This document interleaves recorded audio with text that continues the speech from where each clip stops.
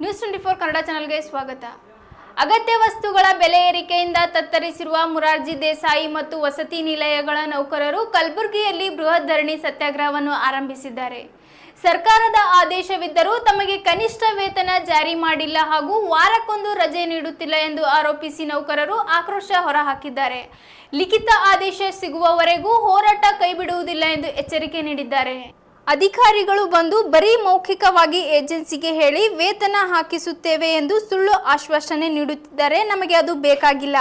ಲಿಖಿತ ರೂಪದಲ್ಲಿ ಆದೇಶ ಸಿಗುವವರೆಗೂ ನಾವು ಇಲ್ಲಿಂದ ಕದಲುವುದಿಲ್ಲ. ವಾರಕ್ಕೊಂದು ರಜೆ ನೀಡಬೇಕು ಎಂದು ಕಾರ್ಮಿಕ ಇಲಾಖೆ ಆದೇಶ ಮಾಡಿದ್ದರೂ ಅದನ್ನು ಜಾರಿ ಮಾಡಿಲ್ಲ. ಅಲ್ಲದೆ ಸಿಬ್ಬಂದಿ ಕಡಿತದಿಂದ ಕೆಲಸದ ಒತ್ತಡ ಹೆಚ್ಚಾಗಿ ನೌಕರರು ಅನಾರೋಗ್ಯಕ್ಕೆ ಒಳಗಾಗುತ್ತಿದ್ದಾರೆ.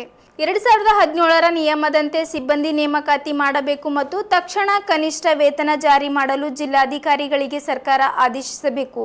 ಇಲ್ಲದಿದ್ದರೆ ನಮ್ಮ ಹೋರಾಟ ನಿರಂತರವಾಗಿರುತ್ತದೆ ಎಂದು ಎಚ್ಚರಿಕೆ ನೀಡಿದ್ದಾರೆ.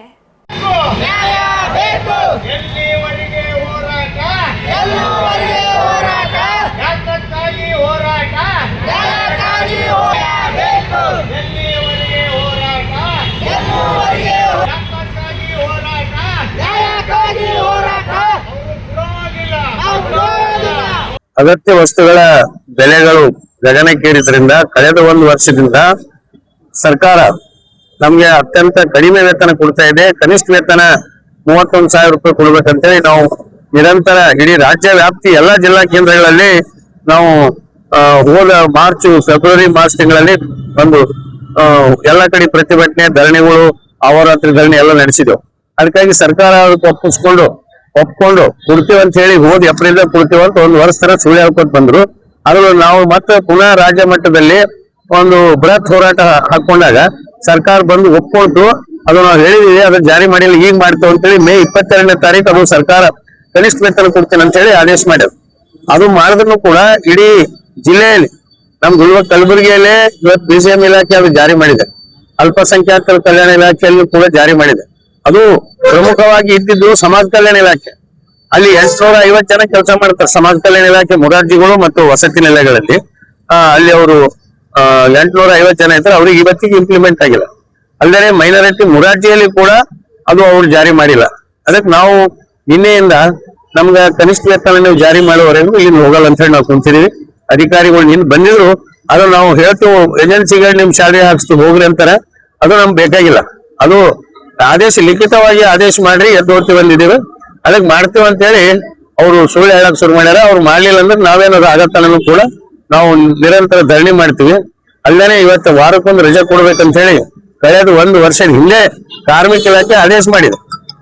ವಾರಕ್ಕೊಂದು ರಜೆ ಕೊಡ್ರಿ ಅಂದ್ರೆ ಇವರು ನಾವು ಸಭೆ ಮಾಡಿ ಮಾಡ್ತೇವೆ ಅಂತ ಇಲ್ಲಿವರೆಗೂ ಕೂಡ ಒಂದು ವರ್ಷ ಸುಳ್ಳು ಹೇಳ್ಕೊತೇ ಬಂದಾರ. ವಾರಕ್ಕೊಂದು ರಜೆ ಕೊಡಬೇಕು, ಅದನ್ನು ಕೂಡ ಪ್ರಮುಖ ಬೇಡಿಕೆನೆ. ಅಲ್ಲದೆ ಸಿಬ್ಬಂದಿ ಕಡಿತ ಮಾಡಿದ ಆದೇಶ ವಾಪಸ್ ತಗೋಬೇಕು. ಸರ್ಕಾರ ನಾವು ರೊಟ್ಟಿ ಮಷಿನ್ ಯಂತ್ರಗಳು ಕೊಡ್ತೇವೆ ಅಂತ ಹೇಳೋ ಮೂಲಕ ನಮ್ಗೆ ಇದ್ದ ಸಿಬ್ಬಂದಿ ಕಡಿಮೆ ಮಾಡಿ ಬಹಳಷ್ಟು ತೊಂದರೆ ಕೊಡ್ಲತ್ತಾರೆ. ಇವತ್ತು ಸಿಬ್ಬಂದಿ ಕೆಲಸ ಮಾಡಿ ಇವತ್ತು ಅನಾರೋಗ್ಯದಿಂದ ಬಿದ್ದು ಹಾಸ್ಪಿಟಲ್ ಹೋಗೋದಕ್ಕೂ ಕೂಡ ಟೈಮ್ ಇಲ್ಲ. ಅದಕ್ಕಾಗಿ ನಾವು ವಾರಕ್ಕೊಂದು ರಜೆ ಕೊಡಲ್ಲ. ಅಲ್ಲದೆ ಸಿಬ್ಬಂದಿ ಕಡಿತ ಮಾಡಿದ ಆದೇಶ ವಾಪಸ್ ತಗೋಬೇಕು. 2017ರ ನಂತರ ಪ್ರಾರಂಭವಾದ ಕ್ರೈಸ್ಟ್ ವಸತಿ ನಿಲಯಗಳಲ್ಲಿ 7 ಜನ ಸಿಬ್ಬಂದಿ ಕೊಟ್ಟರು. 11 ಜನ ಬೇಕು. ಈ ಹಿಂದೆ 11 ಜನ ಇದ್ರು. ಹಿಂದೆ ಸುಮಾರು 45 ವರ್ಷಗಳಿಂದ ಈ ಹಾಸ್ಟೆಲ್ ಯಾವಾಗ ಪ್ರಾರಂಭ ಆಗ್ಯಾವ ಅವಾಗಿನ ಹಿಡಿದು ಕೂಡ 50 ಮಕ್ಕಳಿಗೆ 3 ಜನ, 100 ಮಕ್ಕಳಿಗೆ 5 ಜನ ಅಂತೇಳಿ ಇತ್ತು ಸರ್ಕಾರ ತೀರ್ಮಾನ ಇತ್ತು. ಆದ್ರೆ ಈಗ ಇವ್ರು ಏನ್ ಮಾಡ್ಯಾರ, 50 ಮಕ್ಕಳಿಗೆ ಇಬ್ಬರೇ ಇರ್ಬೇಕಂತ, 100 ಜನ ಮಕ್ಕಳಿದ್ರೆ 4 ಮಂದಿ ಕೆಲಸ ಮಾಡ್ಬೇಕಂತ ಹೇಳ್ತಾರೆ. ಹಿಂಗಾಗಿ ಕೆಲಸದ ಹೊರೆ ಹೆಚ್ಚಾಗಿ ಇವತ್ತು ನಮ್ಮ ಹಾಸ್ಟೆಲ್ ನೌಕರು ಹೊಟ್ಟಿ ಪಾಡಿಗಾಗಿ ಎಷ್ಟೇ ಕಷ್ಟ ಬಂದ್ರು ಕೂಡ ಹಂಗೆ ಕೆಲಸ ಮಾಡತ್ತಾರೆ. ಅದಕ್ಕಾಗಿ ದಯವಿಟ್ಟು ಸರ್ಕಾರ ಈ ಒಂದು ಸಿಬ್ಬಂದಿ ಕಡಿತ ಮಾಡಿರೋ ಆದೇಶ ವಾಪಸ್ ತಗೋಬೇಕು. ವಾರಕ್ಕೊಂದು ರಜೆ ಕೊಡ್ಬೇಕು. ಕೂಡಲೇ ಕನಿಷ್ಠ ವೇತನ ಜಾರಿ ಮಾಡ್ಲಿಕ್ಕೆ ಎಲ್ಲಾ ಜಿಲ್ಲಾಧಿಕಾರಿಗಳಿಗೆ ಆದೇಶ ಮಾಡಿಸುವವರೆಗೂ ಕೂಡ ಈ ಹೋರಾಟ ನಾವು ನಿರಂತರ ನಡೆಸ್ತಾ ಇದ್ದೀವಿ, ನಡೆಸ್ತೀವಿ ಕೂಡ. ಅಲ್ತಾರಾತ್ರಿ ಧರಣಿ ಬೇಡಿಕೆ ಈಡೇರುತ್ತನ್ನು ನಡೆಸ್ಬೇಕಂತ ತೀರ್ಮಾನ ಮಾಡಿದವರು ನೀನು ಬಂದ್ ಕೇಸಿ ಅದೇ ನಾವು ಹೇಳ್ತೀವಿ ನೀವು ಹೋಗ್ರಿ ಅಂತಾರವರು. ನಾವು ಲಿಖಿತವಾಗಿ ಕೊಡ್ರಿ ಅಲ್ಲಿವರೆಗೂ ನಾವು ಹೋಗಲ್ಲ ಅಂತ ನಾವ್ ಹೇಳ್ತೀವಿ. ಅವ್ರು ಬರೀ ಏಜೆನ್ಸಿಗೆ ಫೋನ್ ನಿಂದ ಹೇಳ್ತಾರ ಇದು ಮಾಡಪ್ಪ ಅಂತ.